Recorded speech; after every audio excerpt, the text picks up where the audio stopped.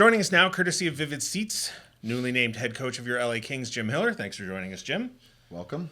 And featuring Zach Dooley. How are you doing today, Zach? Jesse, I'm doing great. How about you? I am also great. Nobody asked you how you're doing. You're hosting And nobody the show. ever asked me. Yeah. It's fine. Everybody asked me on Kings Talk. We just assume.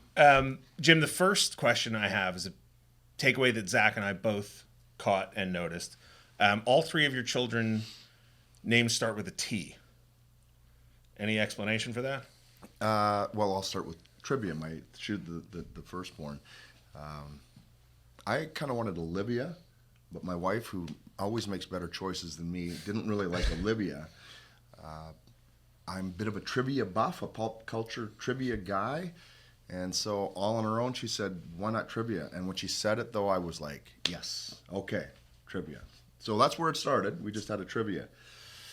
And then we were down in Scottsdale, Arizona, and there's a golf course there, Raptor and Talon. I think it's at Greyhawk. I'm not a big golfer. And then she was like, I really like Talon. Okay, so now we've got trivia and we've got Talon. And at that point, when we were having our third child, it was like, this has to start with a T. And we had some crazy names. It's a bit of a long story, but I'll share it. So I think she was probably 5 or 6 months pregnant. We left. We was playing in Germany. We left to go to Rome. So we took a train.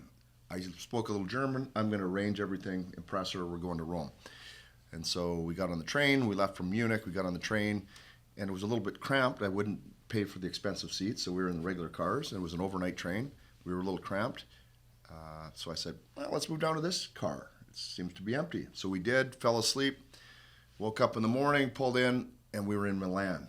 And I was like, oh, what a joke. I paid for Rome. I'm in Milan. So I go up to the ticket counter, and I go, I bought this ticket to Rome. I'm in Milan. The guy goes, did you change cars and not sit in your seat? I go, yeah.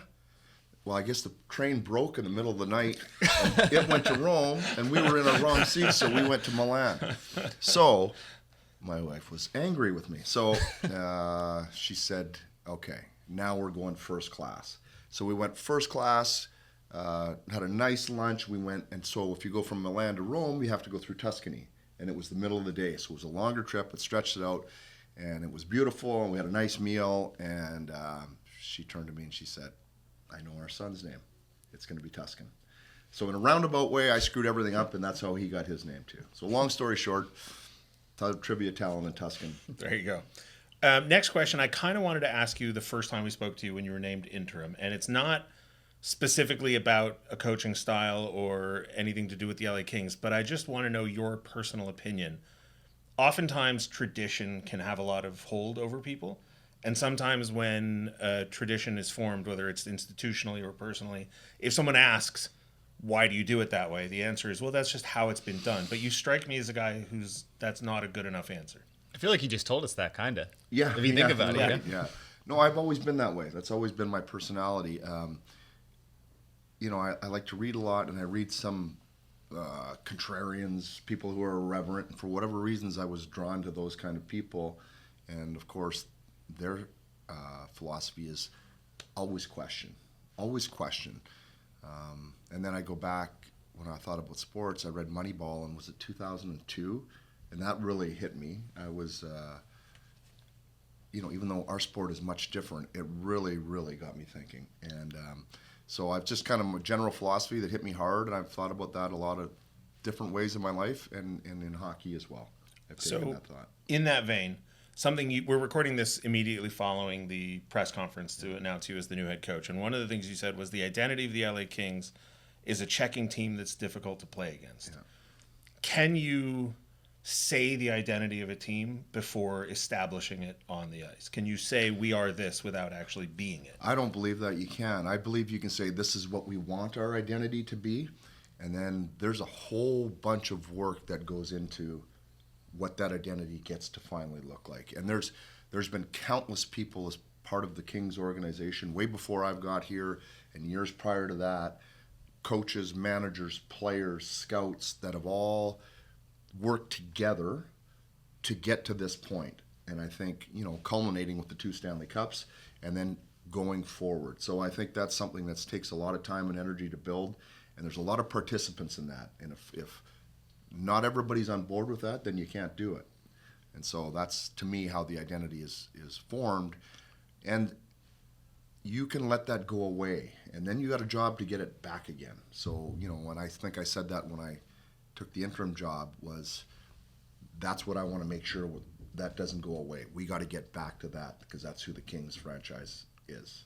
So you took over in season, and you had about 5 days on your own, 2 practices, and then a game. And those games weren't throwaway games. Those were must-win games, right, with where you were. Yeah, everyone felt like they all did, right? For you, it sure Yeah. did for me. And Felt they should have, right? Because Yeah. the mandate was get in the playoffs, Yeah. and you did that. How hard was it to maybe implement change or do things differently, like you mentioned, when you had 2 practices before must-win games, as opposed to now when you've got a 5-month runway to kind of lead into a season? It's a good question, and we talked about it at the time. We said, okay, here, this is where we're at. What can we do? What's job one? What's priority one? We talked about it, and priority one was just getting the guys that lost their confidence a little bit, was just getting everybody back, getting them skating, try to just get our confidence back. Within that, we said, well, maybe we could do this different, or maybe we could do that different, and we just felt like that would have just been too much, too soon, in too short of a period of time. And we would have lost the main message, which was, let's get back to our identity. Let's get skating again. Let's get our confidence again. So we talked about it, made the decision, and kind of tweaked a few things, but nothing that, people would probably notice caught by the eye as they're watching the games, even though inside of that, we had emphasized some different things. Now it's different. Now we have the conversation. Now, what are we going to change? What do we want to change? And so those thoughts and those conversations go on through the summer, and then there'll be things that change. There will be, but we won't know that for sure, and you won't see that until training camp begins. I'm going to focus in on one word in that answer, and that's we. Because one of the notes I took was that I'm hearing a lot of we between you and Rob Blake. So how much, I don't want to say autonomy, but when you were talking to Rob over the last few weeks and he said, you presented your ideas. So where is the line between what the coach wants to do and what the organization's expectations are? You've talked about the LA Kings defensive identity, but also your relationship with Jacques Lemaire. So, obviously there's synergy there, but where is that line drawn between what you want the Kings to look like and what the organization thinks the Kings ought to look like? Good question. I'm going to touch on Jacques first. Sure. So when you hear the name Jacques Lemaire, what's the first thing you think of? Defense, for sure. You know the first thing I think of? Stanley Cup rings. As a player, as a manager, as a coach. So I think of somebody who knows how to win, somebody who's experienced winning at a high level over and over again. And so what does that mean? What does that mean? What does he have to say? And there's the element, like we talked about, of checking. You have to be able to check. The teams that are left, they check. Don't disrespect the skill on them, but they all check. They bought into checking at this time of the year. And so that is a priority. And I learned that from him and others. But there's so much more to it than just that. You can't just do that. That has to be a piece of it. Now you have to score. Now you have to have these other elements too. So when I speak of Jacques, it's a broad perspective, even though he's associated with that. But he's so much more than that. Okay, now to get to your question, I presented what I think to our management. And if they didn't like or agree with what I thought, they had full reign to disagree. And if I didn't like or agree with the way they were thinking, I had full right to disagree. If they wanted me to do something that I didn't want to do, that's not in my heart. That's not my passion. That's not what I'm burning to do. I think they would have felt that, and I don't think I would be sitting here today. So I have full autonomy to give my thoughts, my ideas, and how we want to play. We have good discussions. It fit. We were on the same page, and I think there's your answer as to why I'm here.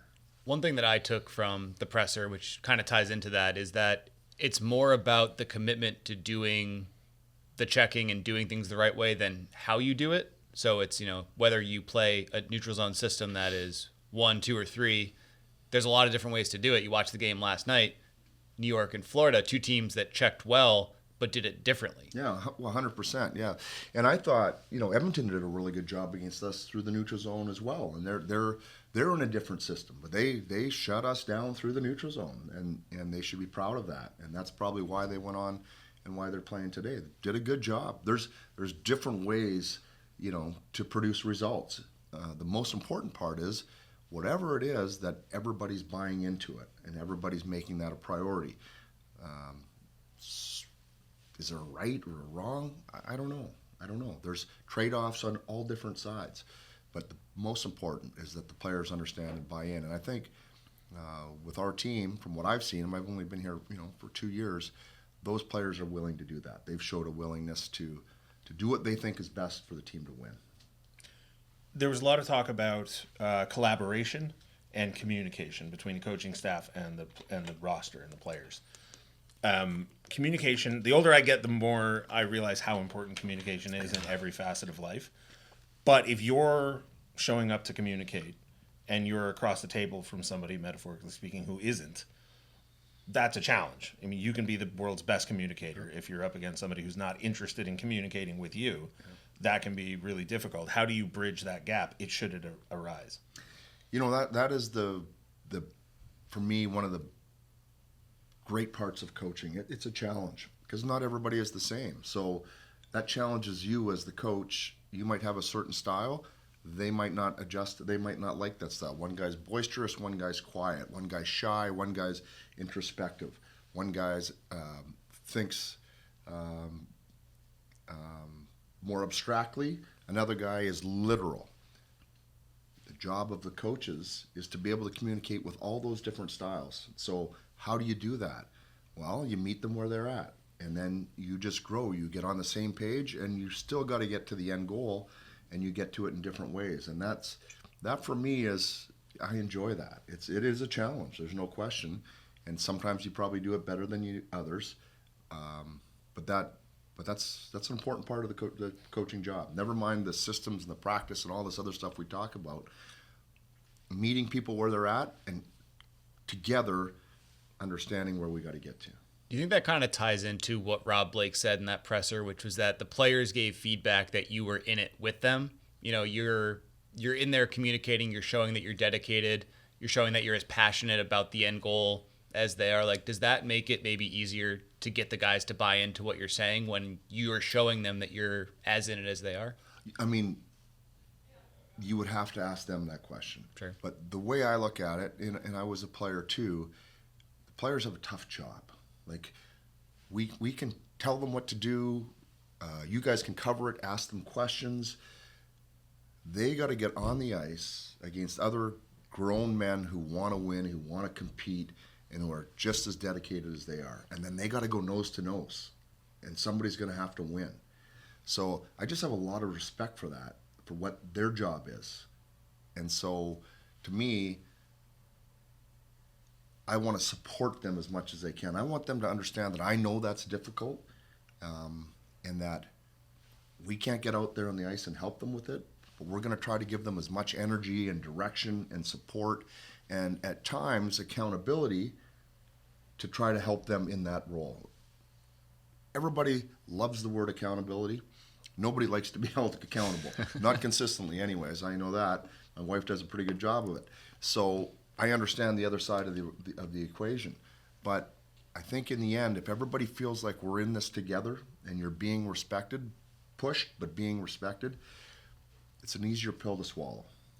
There was a moment in the press conference that caught me by surprise. I know it caught a couple other people by surprise.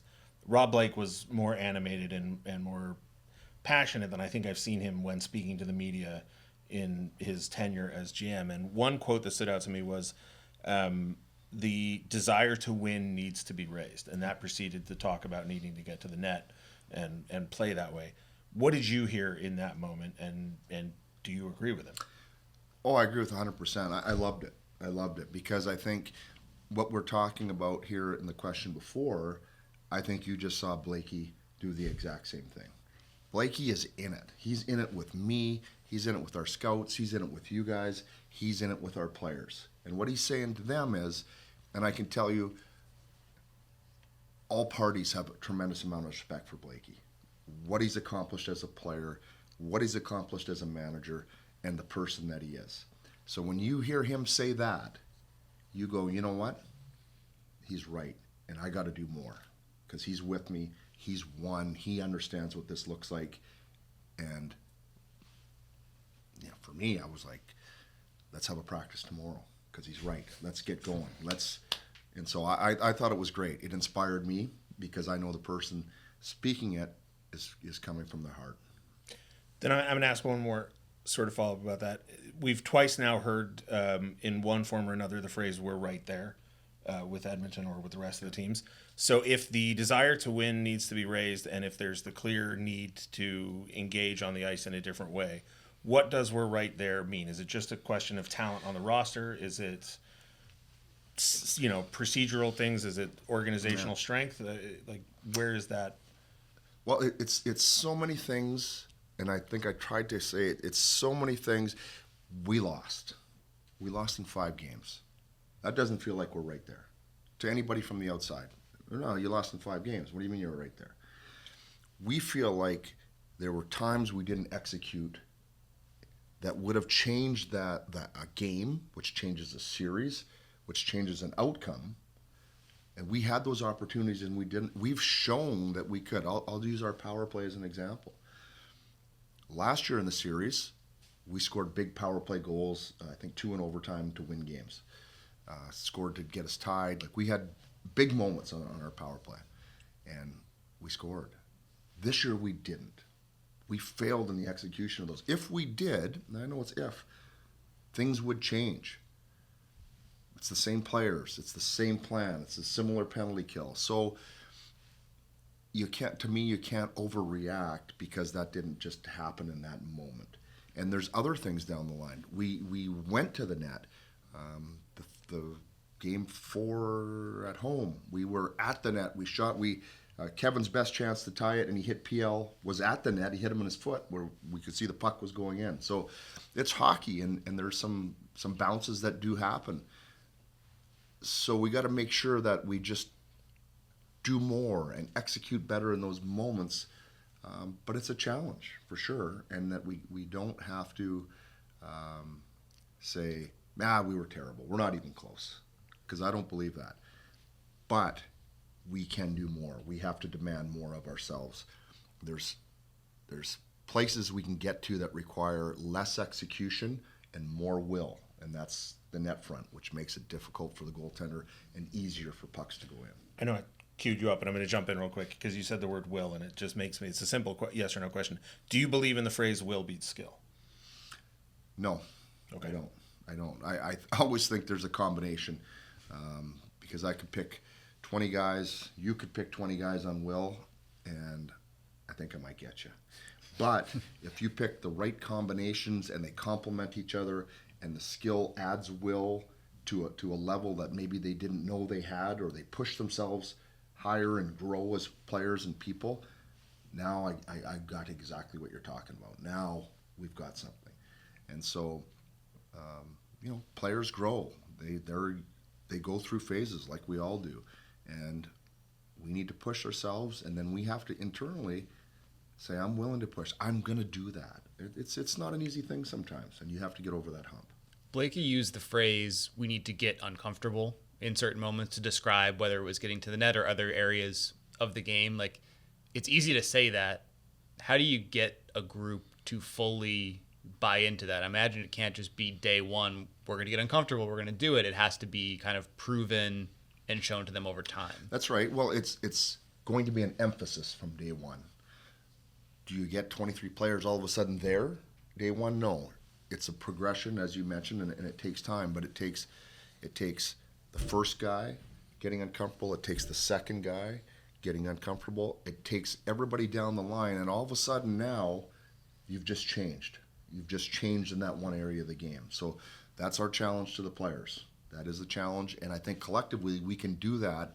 That will make us stronger and we will feed off one another. I also believe that happens. Once a domino effect. Once you get going there, and you can see it off some teams, and it can other sports too. They get on a run. You know, they're on a run.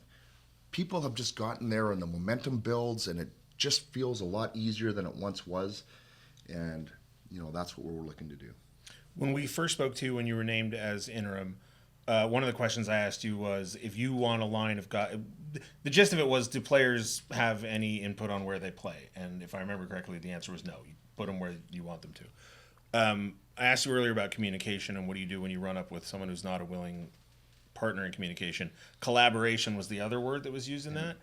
If you have a player who says everything that you want them to say, shows up to practice, does everything you want them to do, but then won't on the ice go to the net or do the things that you need them to do. It was sort of asked in the press conference, what are your options in that case if you have someone who is on the surface seems to be a willing collaborator, but in execution is not? Right. Well, we've got to make sure that there's a number of things. We've got to make sure we've communicated it clearly and effectively, and they've understood the message. And we got to go back and make sure, was this clear? Because that didn't happen. Then we have to design drills or put players in situation and practices where we can replicate that and make sure they're doing it. No, if you don't do it there, well, how are you going to do it in a game? So there's a process of practice that can have a greater emphasis on that too. And then ultimately as the coach, you have a lot of words, you have practice, and then you've got one other thing, and that's called ice time. That's the one thing that we hold. It's the one thing that every player wants, and it's our final level of accountability. As long as if the message has been clear, everybody understands clearly, and the behavior is repeated, then ice time is what we have to go to. Knowing that coaching is so collaborative, you and DJ obviously have a strong history. You guys seem to think the same way. As you round out a staff, is it important to have maybe another person who thinks in line, or maybe someone who thinks a little bit differently, who could maybe reach players who you guys have a harder time reaching with your styles, if that makes sense? No, it makes perfect sense. That's exactly it. I think about it like a band, like a good band. You know, if we get 3 drummers and one guy on the guitar, I get to sing, by the way. Of course, I'm the lead singer. That's my alter ego, my dream. If I was something else, you have to be able to make music, and we know to make music you need different parts, and people have to do different things that in the end complement each other. And so that's exactly what has to happen. You can't all be the same. You have to have different pieces. And for me, as the leader of the coaching staff, I have to understand where are my strengths and where are my weaknesses, and I got to fill those gaps in. So it's not just, I like this guy and I like this guy. It's how do they fit together, make me stronger, and then make us as a group stronger. Analytics have kind of taken over. The first time I heard of Corsi or Fenwick or any of that was 2012. It was at the Jack Johnson trade. I'd never been introduced to the concept before. Kings trade Jack Johnson for Jeff Carter. Suddenly I saw these articles about Corsi and Fenwick. Over the last 6 months, I've become sort of obsessed with a principle called Goodhart's Law. And it says when a measure becomes your target, it ceases to be an effective measure.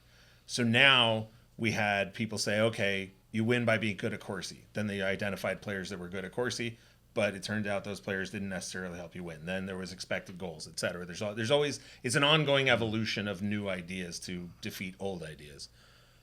But at some point, you need to sit down and watch the game to count those stats that get added up. As a coach, where do you find value in video coaching and being able to go back and even look at how those stats are compiled in the first place? Yeah, I think to me it's critical. You have to watch the game, and you have to be able to watch the game with an understanding of what players should be doing, what they did do, and where, if anywhere, within that spectrum, they created advantages or disadvantages for their team. Meaningful advantages or disadvantages. And that's where, for me, those are the moments that need to be captured. Because it's really 10 guys versus 10 guys. It's not one man versus one man. It's 10 versus 10. So you really have to understand where all 10 guys are, what their jobs are, and who created the advantages or disadvantages within that particular sequence. So then, getting back to the concept of collaboration and ice time and 10v10,